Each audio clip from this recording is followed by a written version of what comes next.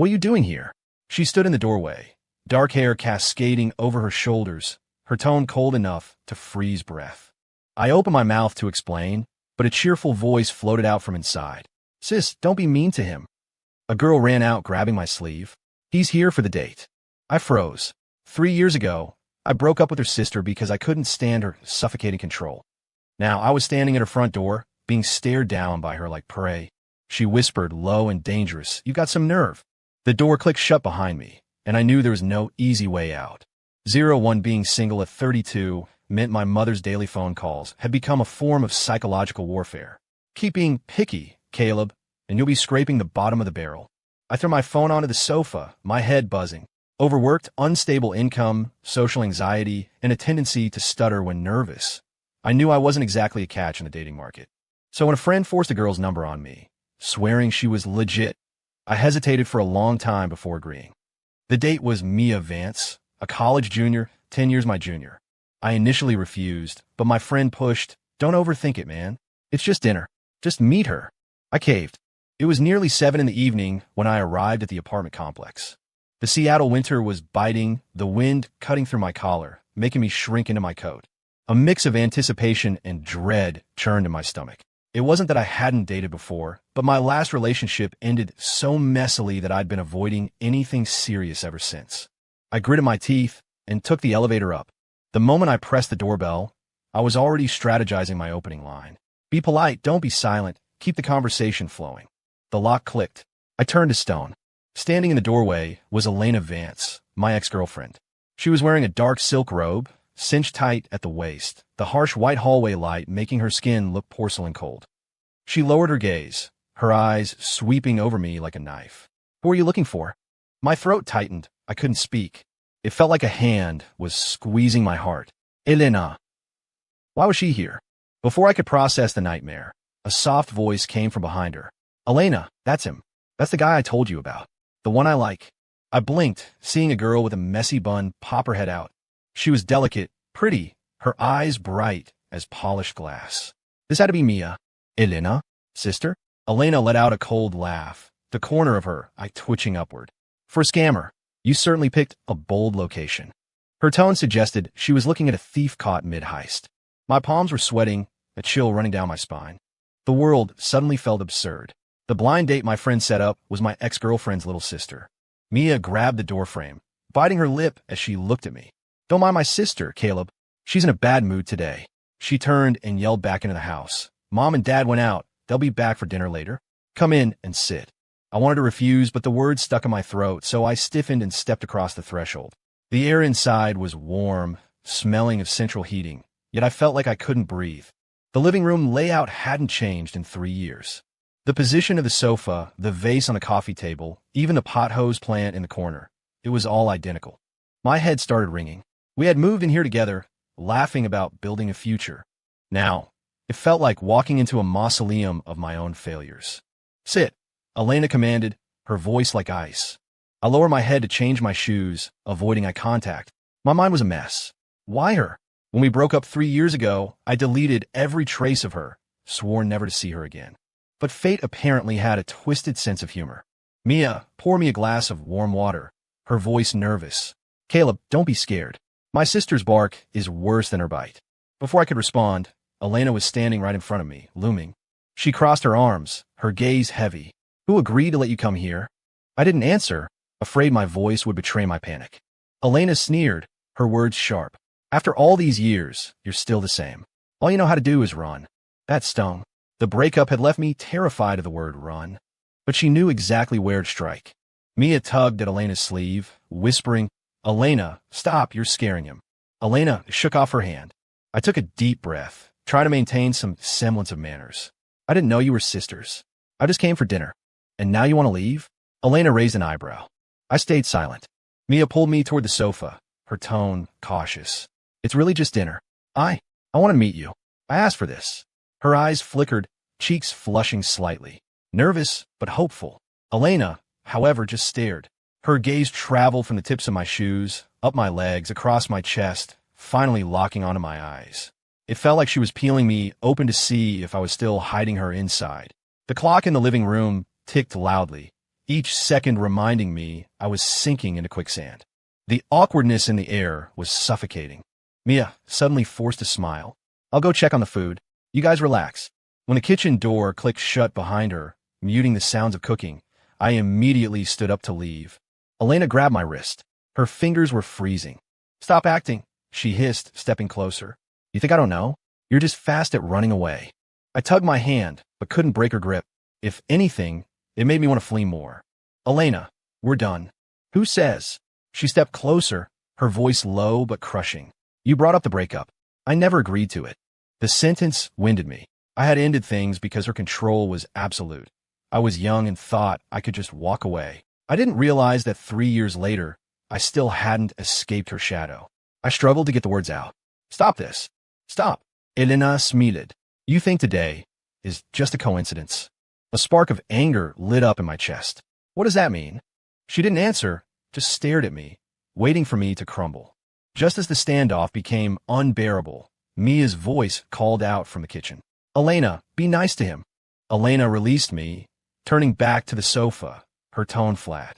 If you still want to run, try doing it at the dinner table. I stood there, chest heaving, heart hammering against my ribs.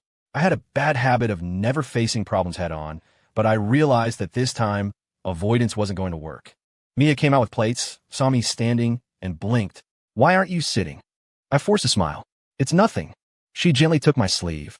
The force was negligible, yet it felt like she was placing a soft shackle on me. Come on, Mom and Dad'll be back soon. 02 the table was quickly filled with food.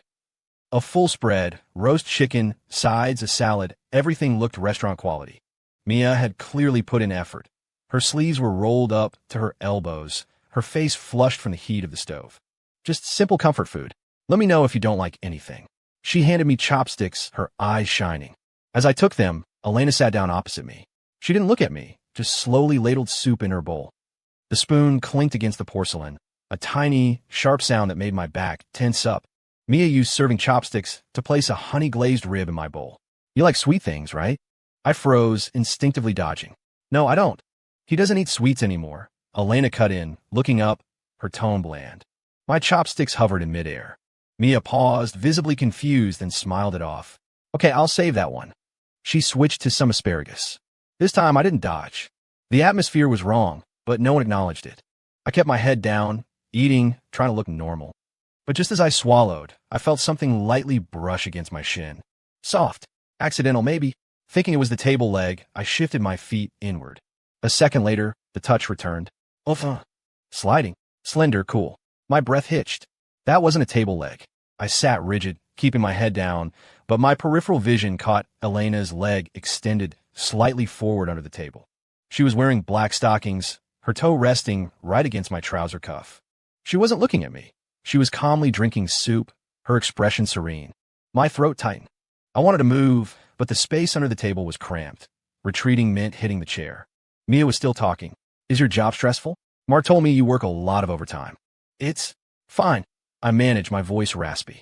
The foot pressed again, closer this time, sliding up the inside of my ankle. I clamped my legs together. My chopsticks hit the bowl with a loud clack. Mia jumped. What's wrong? Nothing. I squeezed out. Elena finally looked up, glancing at me, a ghost of a smirk playing on her lips. That look made my scalp tingle. Mia served me more food, pushing the bowl toward me. You're too thin, Caleb. Eat more. I was about to speak when the foot under the table pressed firmly against my calf. Deliberate. My breathing grew erratic, my heart racing so fast I could barely hold my utensils. I can serve myself, I said. Mia's hand paused. She seemed to sense something, her gaze lingering on my face for 2 seconds. Are you feeling okay? I was about to nod when Elena spoke for me. He's always like this. Can't focus when he eats. Her tone was natural, as if we were still a couple. In that moment, a wave of indescribable emotion washed over me. Anger, shame, and the humiliation of being exposed. I remembered how she used to control every meal, what I ate, how I sat, correcting me like I was her property. I thought I was free. Turns out, only the location had changed. Mia smiled. Well, take your time. No ruse. She withdrew her hand, but not her gaze. I shoveled rice into my mouth, desperate to end this meal. But Elena clearly had no intention of letting me go. Her foot didn't retreat. Instead, it lingered, occasionally brushing against me. a reminder that she was still there. I was sweating, pinned to the chair. Mia suddenly put down her chopsticks, her tone serious. Elena, stop staring at him. The air instantly tightened. Elena looked up, slowly turning her eyes to her sister. I'm checking to see if he's lying to you. He's not lying, Mia said, her voice quiet but firm. I reached out to him. My heart sank. Elena's foot finally stopped. She stared at Mia, her eyes turning cold. You're young. You don't understand people. I'm not a kid, Mia shot back. I know what I'm doing. Their gazes clashed in midair. I was stuck in the middle like the main course. Enough, I couldn't help but say. Don't fight over me. Two pairs of eyes turned to me simultaneously. Mia looked worried. Elena looked like she was evaluating a specimen. Just eat, Elena said flatly. Don't make a scene. She pulled her foot back, but crossed her legs, so she was leaning even closer to my side of the table. The sense of danger didn't vanish. It just shifted. The table fell silent again. The sound of chewing was deafening. I forced myself to finish the meal. Every bite was a reminder that I was sitting at a table where I didn't belong. This wasn't a date. It was a hunt. And I was the only prey. 03 by the end of dinner, I couldn't taste a thing. Mia stood up to clear the table, moving a bit too fast, trying to diffuse the tension. You guys sit. I've got this. She smiled at me and took the plates into the kitchen. The living room went quiet. A silence that made me panic. Elena leaned back in her chair, tapping her finger on the table. Top, top, slow. She wasn't looking at me, but she had me pinned. I stood up. It's late. I should go. Do me a favor, she interrupted. Her voice wasn't loud, but it brooked no refusal. I paused. What favor? The light in my bedroom is acting up. She finally looked up, staring straight at me. You used to be good at fixing things. I instinctively wanted to say no. But Mia popped her head out of the kitchen. Oh yeah, the light in Elena's room flickers like crazy. Could you take a look, Caleb? It'll only take a second. Her tone was innocent, her eyes expectant. I stood there trapped. Refusing seemed petty. Agreeing felt dangerous. Just 5 minutes, Elena stood up. Fix it. Then you leave. She turned and walked down the hallway, giving me no time to think. I gritted my teeth and followed. The hallway was narrow and dim. Her silk robe swayed ahead of me, the curve of her waist so familiar it made my chest ache. The door shut behind me. Click. It wasn't a loud sound, but it hit me like a hammer. I spun around. The door was locked. What are you doing? I frowned. Elena stood in front of the door, back against the wood, her dark gaze fixed on me. What's the rush? Her voice was calm. Aren't you here to fix the light? The bedroom light was on, bright and steady. I realized I'd been played. Unlock the door, I said. She didn't move. Elena, we're broken up. That sentence seemed to trigger something. Her expression finally cracked. Broken up? She repeated softly, tasting the words. That's what you said. She walked toward me, step by step. I instinctively backed up until my spine hit her desk. You come to my house, sit across from me at dinner, and try to act like we're strangers. I didn't know it was your house. I hissed. I knew nothing before I got here. Really? She stopped right in front of me, close enough that I could smell her perfume. Then why didn't you leave the second you saw me? I was speechless. She stared at me, her eyes cold and bright. Or is it that, deep down, you couldn't bring yourself to leave? My chest tightened. I looked up. Don't twist everything to fit your narrative. She suddenly smiled. It was an unsettling expression. Then tell me. She lowered her voice. Did you come here for my sister? I froze. What? Her hand shot out, grabbing my collar, yanking me forward. Do you think she's easy? Young, naive, falls for few sweet words. Her proximity messed with my breathing. I tried to pry her hand off. Let go. Answer me, she pressed. Are you here to hook up with her? In that moment, anger flared in my chest. Are you insane? I snapped quietly. She's your sister. So what? Her eyes grew colder. Does that make it okay for you to use her to get to me? I finally ripped her hand away. It wasn't rough, but it was enough to make her stumble back a half step. The silence in the room was terrifying. She looked at me, verifying something. You initiated the breakup, she said slowly. Are you scared now? I'm not scared. I took a deep breath. I just don't want to be treated like this by you anymore. Her brow twitched. I continued, my voice low but clear. You're still doing it. Controlling me, forcing me, deciding everything for me. I put up with it before, but not now. I surprised myself. I had never spoken to her like that. She stared at me for a few seconds, then suddenly reached out and touched my face. Her touch was feather-light. You've changed, she said. I turned my head away, opened the door. Her hand hovered in midair. The atmosphere curdled. Faint water, sounds came from the kitchen. Mia was still working, completely unaware of what was happening in here. You think you can walk away? The moment you showed up, you dragged her into this. My heart sank. Don't make this complicated. You appeared first, she said. The second you walked in, it stopped being simple. I was done arguing. Open the door, I repeated. She was silent for a few seconds, then finally turned and twisted the lock. The moment the latch clicked, I was out. The hallway air felt like salvation. I didn't look back. Caleb Stone, she called from behind me. I paused, but didn't turn around. You think you can hide? I clenched my fists and kept walking. In the living room, Mia was bringing out a fruit platter. She blinked when she saw me. Fixed already? Yeah, I nodded. I have to go. She looked disappointed, but didn't push. I put on my shoes and stood by the door. Elena was standing in the shadows of the hallway, her expression unreadable. I opened the door, letting the cold wind rush in. I knew one thing for sure. Dinner was over, but the war had just begun. 04 the door shut behind me. Standing in the stairwell, I realized my back was soaked with sweat. The elevator hadn't arrived yet. I stared at the floor, my mind a chaotic mess. The emotions I had suppressed in that bedroom were bubbling up. Wait, footsteps behind me. I turned to see Mia running out. She had thrown on a jacket, her hair loosely tied, her face still flushed. I'll walk you down, she said, her tone natural, as if nothing strange had happened at dinner. I wanted to say no, but the words didn't come. The elevator doors opened, and we stepped in. The confined space hummed with mechanical noise, the air heavy. She stood next to me, not too close, not too far. Is this incredibly awkward for you? She suddenly asked. I hesitated, then nodded. A little. She looked down and smiled. I'm sorry. I should have told you clearly. It's not your fault, I said. The elevator descended, numbers ticking down. She was quiet for a moment, then spoke again. Actually, I know about you and my sister. My heart skipped a beat. I looked at her. Don't be nervous. She looked up at me. She didn't tell me. The elevator stopped at the ground floor. We walked out into the night wind, which was much colder than upstairs. She walked beside me, slowing her pace. Once, when you guys were fighting, I heard it from outside the door, she said calmly. Your voice was low, but I remember it clearly. My throat felt dry. I didn't respond. You kept apologizing, she stared ahead. But she wouldn't listen to a single word. I remember that day. My chest tightened. Back then, I thought you seemed so lonely. She stopped walking, turning to face me. The streetlight cast a clean glow on her face. Not the nobody to hang out with kind of lonely.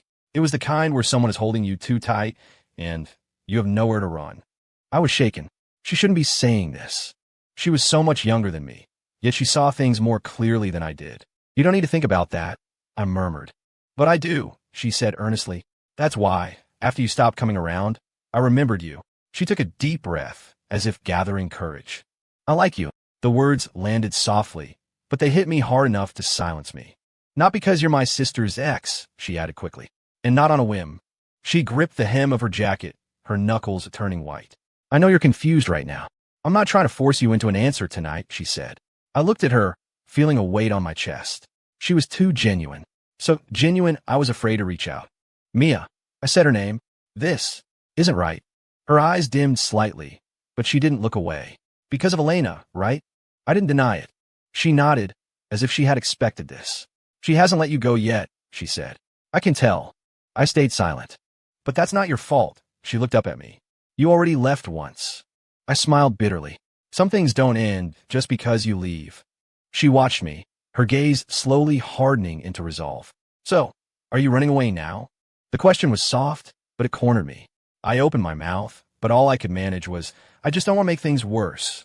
But if you don't make a choice, things will keep moving forward anyway, she said. I was stumped. She didn't push closer. She just stood her ground. I won't force you, she said. But I won't pretend nothing happened, either. The night was deep, the complex lit only by scattered lamps.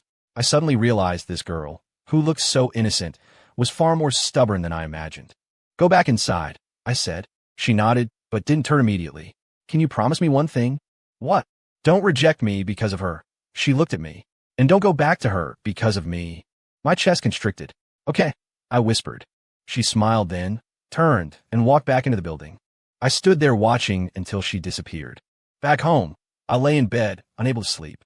I turned the light on and off, over and over. Elena's eyes, Mia's words, they played on a loop in my head. I realized the thing I'd done most in my life was retreat. Retreat from conflict, from choices, from any relationship that made me uneasy. But tonight, something had been shoved right in front of my face. Pretending not to see, it would only create more chaos. Car headlights occasionally swept across my ceiling, light and shadow alternating. I stared at them until dawn. For the first time, I wasn't in a rush to run. 05 after that night, I deliberately forced my life back onto its original track. Taking freelance work during the day, working overtime at night, keeping my phone on silent. Mia sent 2 messages, polite check-ins, and I replied briefly, busy lately. I didn't dare say more. Some boundaries, once loosened, can't be tightened again. On the 3rd night, I came home after overtime. The hallway lights were half broken, flickering. As I fished for my keys, I heard someone call my name. Caleb Stone. The voice wasn't loud, but my spine stiffened. I turned to see Elena standing at the building entrance. She wasn't in a robe this time. She wore a dark trench coat, hair loose, her face pale under the street lamp. She looked like she'd been waiting a long time, shoulders tense against the wind. My first instinct was to turn and bolt inside. How long are you going to hide? She walked quickly toward me. I stopped but didn't look back. How did you know I live here? If I want to find you, there's always a way. She stood behind me, her voice soft. You think changing your address wipes the slate clean? I took a deep breath and turned around. We don't need to see each other. She looked at me and suddenly smiled. It was a brittle smile, ready to shatter. Don't need to? Then why did you come to my house the other day? I told you. I didn't know it was your house. But you still came inside, she stared at me. You didn't turn around and leave. I was too tired to explain. Moo. Instead, she stepped closer, backing me against the wall. The hallway was narrow, the cold air clinging to my skin. Dare to touch her and see what happens. Her voice dropped, heavy with threat. I frowned. Calm down. Calm. She laughed coldly. You know exactly how she feels about you, yet you keep showing up in front of her. You call that calm? I already rejected her. The words slipped out. Elena paused, her eyes darkening further. You rejected her? Because of me? I didn't answer. She suddenly reached out, grabbing my lapels. Hard. Look, she leaned in close, her breath ghosting over me. You still care about me. I shove her away. Stop it. She stumbled back 2 steps, hitting the wall, but she didn't get angry. Instead, she slowly smiled. You're still the same. Your mouth says one thing, but your body is always hiding. She raised a hand, fingertips brushing the back of my hand. I flinched. She froze, eyes flickering. What I said in the bedroom that day wasn't all a lie, she whispered. After we split, I thought about it a lot. Thought about what? About whether I was too harsh, she looked at me. Whether I shouldn't have held on so tight. The wind blew, carrying her raspy voice. I can change. My heart sank. It was too familiar. Every time we fought, she would say this. Her voice would soften, her eyes would plead, as if my nod would reset everything. I looked at her and slowly shook my head. You can't change. Her expression shifted. How can you be so sure? Because you're doing the exact same thing right now, I said, threatening, cornering me, blocking me against a wall. Her fingers curled into fists. That's because you give me no other choice, her voice strained. The moment you appear, you force me back to square one. She suddenly reached out and hugged me. It was abrupt. I froze. Her forehead rested against my shoulder, her voice muffled. Caleb, I really didn't know how to keep you. For a split second, I wavered. I could feel her shaking, but then her hand slid to my waist, clutching with that familiar, controlling grip, checking to make sure I was still in her palm. That hesitation vanished. I pushed her away hard. Enough. My voice was louder than I intended. She looked stunned. I straightened my jacket, looking her in the eye. Don't come looking for me again. Not for your sake, and not for your sister's. Her eyes went ice cold. You're good at saying cruel things now. It's not cruel, I said. It's the truth. She stared at me for a few seconds, then laughed. It sent a chill through me. You think it ends this simply? Whether it ends or not isn't up to you. I stepped around her, keys in hand, and opened the door. No footsteps followed me, but I could feel her gaze burning into my back. As the door clicked shut, I leaned against it, chest heaving. My phone buzzed in my pocket. I didn't look. I didn't have to guess who it was. I didn't reply to anyone that night. But I knew one thing clearly. She wasn't going to stop. 06 after Elena showed up at my apartment, I didn't go out for 2 full days. Work piled up, but I had no energy. My phone was silent, which only made me more anxious. That silence felt like the eye of storm. On the afternoon of the 3rd day, just after I sent off a project file, the doorbell rang. Light but persistent. I walked to the door and looked through the people. It was Mia. She was in casual clothes, wearing a backpack, standing straight like she had made a decision. I hesitated for a second, then opened the door. Why are you here? I texted you. You didn't reply. She looked up, calm. I was worried. I stepped aside to let her in. The place was a mess, takeout boxes scattered around. I mumbled an apology. She didn't mind, dropping her bag and standing in the middle of the living room. My sister came to find you, didn't she? I stopped moving. Did she threaten you? I didn't speak. Silence was answer enough. Mia's expression hardened. How could she? Her voice was tight. I already told her to stay out of your business. Don't fight with her, I said instinctively. This isn't your problem. She looked at me, eyes rimmed with red. How is it not my problem? She's my sister, but she can't treat you like this. Before I could respond, the doorbell rang again. Louder this time. My heart sank. Outside stood Elena. She looked like she had just come from work, coat still on. Her gaze shot past me, landing directly on Mia in my living room. The air snapped tight. I knew you were here, Elena said. Mia went cold. Did you follow me? You're my sister, Elena said flatly. Do I need to track you to know where you are? I stood between them, scalp tingling. Don't do this here. I lowered my voice. Go home and talk. Home, Elena snitted. You think she can go home now? Mia whipped her head around to look at me, hurt flashing in her eyes. What did you two talk about? I tried to explain, but Elena cut in. I was just reminding him not to hurt you. Hurt me? Mia raised her voice. He's never hurt me.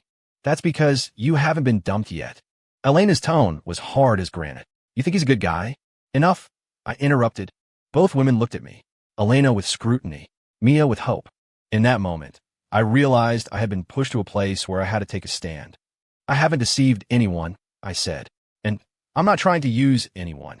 Elena scoffed. Then why didn't you reject her outright? Mia jumped in immediately. He did reject me. Elena's expression faltered. You rejected her? She looked at me. Because of me? I didn't answer. But Mia understood. She took a step back, voice trembling. So, you're still worried about her? It's not worry, I said. It's that everything is too messy. It's messy because you won't choose. Elena stared at me. You were always like this. You forced him to be like this. Mia suddenly shouted. Elena snapped her head around. What did you say? You ruined it yourself. Mia's eyes were red. You cornered him until he had to watch how he breathed, and now you blame him for leaving? The words were a slap in the face. Elena's face darkened. What do you know? He left without a word. Left me standing there alone. Because you never gave him a chance to speak. Mia's voice shook, but she didn't back down. You only care if he belongs to you, not if he's happy. I stood there, paralyzed. It was the first time I'd seen him clash like this. No masks, no politivations. Just raw, bloody emotion. Shut up, Elena hissed. You are my sister. Because I'm your sister, I can't watch you do this. Tears rolled down Mia's face. You don't love him. You're possessing him. The room fell dead silent. Elena slowly turned to look at me. There was anger, loss of control, and the humiliation of being exposed in her eyes. Is that what you think too? She asked. I didn't answer immediately, but my silence was the answer. Elena laughed suddenly. A light, chilling sound. So that's how it is. She turned and left, slamming the door so hard the walls shook. Only Mia and I were left. She stood there, shoulders shaking, holding back sobs. I'm sorry, she whispered. I shouldn't have come. I shook my head. It's not your fault. She looked up, eyes full of stubbornness. But I don't want to hide anymore. I don't want to do nothing and watch her drag you back. Looking at her, my chest tightened. I finally realized that this wasn't as simple as seeing her or not, or yes or no. The more I avoided it, the deeper everyone sank. The chaos didn't start with them. It started because I refused to make a choice. 07, there was no cooling off period. 2 days later, Mia messaged me. Her parents wanted me to come over for dinner. The reason was simple. Some things can't be avoided anymore. I stared at the text for a long time before replying. Okay. Not out of courage, but because I had nowhere left to retreat. The dinner was set for noon on the weekend, back at the Vance apartment. When I rang the doorbell, my heart was beating faster than the first time. That day was awkwardness. Today was open warfare. Mrs. Vance opened the door. She paused when she saw me, then put on a polite smile. Caleb's here? Come in. Everyone was seated in the living room. Mr. Vance sat at the head, expression stern. Elena was on his right, makeup flawless, expression frozen. Mia sat on the other side, back straight, giving me a small nod. I walked in like I was facing a tribunal. Before the appetizers even landed, Mr. Vance spoke. Caleb, There seems to be some unclear business between you and my daughters. His tone wasn't heavy, but it was suffocating. My hand tightened around my water glass. Sir, don't speak yet. He held up a hand. I want to hear what they have to say first. The air congealed. Elena spoke first. There's nothing to say. He didn't clean up his mess. Mia turned to her immediately. Elena, you can't say that. Then you say it, Elena sneered. Since you always have so many ideas. Mrs. Vance frowned. Girls, watch your tone. Mia took a deep breath and looked at her parents. I like him. I approached him. It has nothing to do with him. Silence dropped like a stone. Mrs. Vance was stunned. Mr. Vance's face darkened. Nonsense. You're still in school. What do you know about love? I know. Mia held her head high. I know what I'm doing. Elena laughed abruptly. You know? Do you know how he treated me? I know why you broke up. Mia shot back. And I know it wasn't his fault. The fuse was lit. Elena shot up, her chair screeching against the floor. Shut your mouth. I won't. Mia's voice trembled, but she stood her ground. You don't allow anyone to leave you, and you don't allow anyone to get close to him. You're not protecting anyone. What do you know? Elena lost it. He is mine. The room froze. Mrs. Vance turned pale. Elena, what are you saying? Mr. Vance slammed the table. Sit down. Elena ignored him. She turned to me, her eyes practically grabbing me by the throat. You tell them. Tell them there's only me in your heart. Every eye in the room. Mia looked at me instantly. Elena's gaze tightened. I didn't handle my past with Elena well, and I didn't set clear boundaries soon enough. I continued. That has put everyone in a terrible position. But there is one thing I have to make clear. I looked at Elena. Her eyes held expectation, tension, and a paranoia that was spilling over. We're done, I said. The words were blade. Elena's face went white. It doesn't count. I didn't agree. Whether you agree or not doesn't change the facts, I said. We aren't right for each other. Then what about her? Elena pointed violently at Mia. She's right for you? Mia stood up. Elena, stop. Don't turn everything into a competition.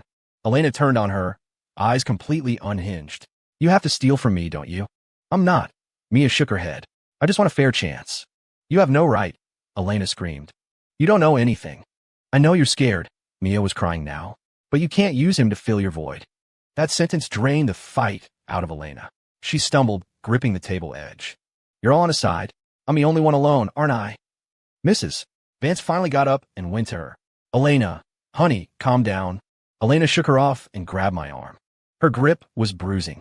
You can't do this to me. You can only be mine. In that moment, I didn't retreat. I slowly pried her fingers off. Acting like this only makes me want to leave more. She froze. Mia covered her mouth, turned, and ran out the door. The door slammed shut. The room was deathly quiet. Mr. Vance let out a long sigh. This dinner is over. I stood there, chest heavy. The meal had no resolution, but every hidden fracture had been torn wide open. 08 The fallout was ugly. When I left the Van Cess, the sky was already dark. The hallway lights flickered on one by one, failing to illuminate anything inside me. I didn't chase after Mia, not because I didn't want to, but because I finally understood that pushing forward right now would only create more chaos. The next day, I sent Elena a message. Just one line. Let's meet. Clear the air. She took a long time to reply. She sent an address, a secluded coffee shop. When I arrived, she was already sitting in the corner. No makeup, hair tied back loosely. She looked far more exhausted than she had at the dinner table. She didn't smile or sneer when she saw me. You came, she said. You said opposites here. I don't want to drag this out anymore. She stared at me for a while before whispering, Do you think I'm terrible? I didn't answer immediately. The waiter came to take our order. She just asked for water. When he left, she continued. You weren't like this before, she said. You used to comfort me, give in, make me feel safe. That wasn't safety, I said. That was me constantly surrendering. Her fingers tightened. So you just left? I left because I couldn't breathe. I looked at her. You decided everything for me. Who I saw, what I said. You didn't even care if I was tired. She looked up, eyes red. I was just afraid you'd leave. But everything you did pushed me away. My tone wasn't harsh, but I left no room for interpretation. You controlled me, tested me, used threats and guilt to tie me to you. She was silent for a long time. The coffee shop was quiet, the background music barely audible. I thought that was love, she said. Love isn't a chain, I said, and it isn't a cage. Her tears finally fell. Not hysterically, just drop after drop. What if I change? She looked up. I'll really change. I looked at her, feeling no sway in my resolve. You're saying that now because you're terrified of losing, I said. Not because you actually understand. Her expression crumbled. Besides, even if you really changed, I continued, I can't go back. That was the final door closing. She lowered her head, shoulders shaking slightly. I didn't offer comfort. That would have been cruel. Don't look for me anymore. I stood up. And don't put me between you and your sister again. She didn't try to stop me. Walking out of the cafe, the sunlight hit the end of the street. I suddenly realized the weight pressing on my chest was gone. It was a strange feeling, like the first time I didn't have to look over my shoulder to see if someone was chasing me. That evening, I texted Mia, asking to see her. She sent an address quickly, the riverbank near her campus. She was sitting on a bench, hugging her knees. She stood up when she saw me. You came. Yeah. We sat side by side, leaving a polite distance between us. The river was calm, the wind occasional. I talked to your sister. I started. Her finger twitched, but she didn't speak. I rejected her, I said, and I made everything clear. She lowered her head. A moment later, she asked, what about us? I looked at the water. I'm not in a place to start a relationship right now. I need to sort myself out first. She was silent for a moment, then suddenly smiled. Not a forced smile. I guess that, she said. You've always been like that. I felt a pang of guilt. I'm sorry. Don't apologize. She shook her head. At least you didn't lie to me. She stood up, brushing off her pants. Then I'll wait for you. Her voice was calm. Not waiting for you to pick me, but waiting for you to be able to stand in front of me properly. I looked up at her. In the night, her eyes were bright. But I won't back down, she added. We didn't say much else. On the way home, for the first time, I felt that loneliness wasn't a trap. It was a necessary blank space. My phone buzzed in my pocket. I pulled it out to see a new message. Mia, I'll wait, but I won't retreat. I stared at those words for a long time. Then, I put the phone away and kept walking. Story complete.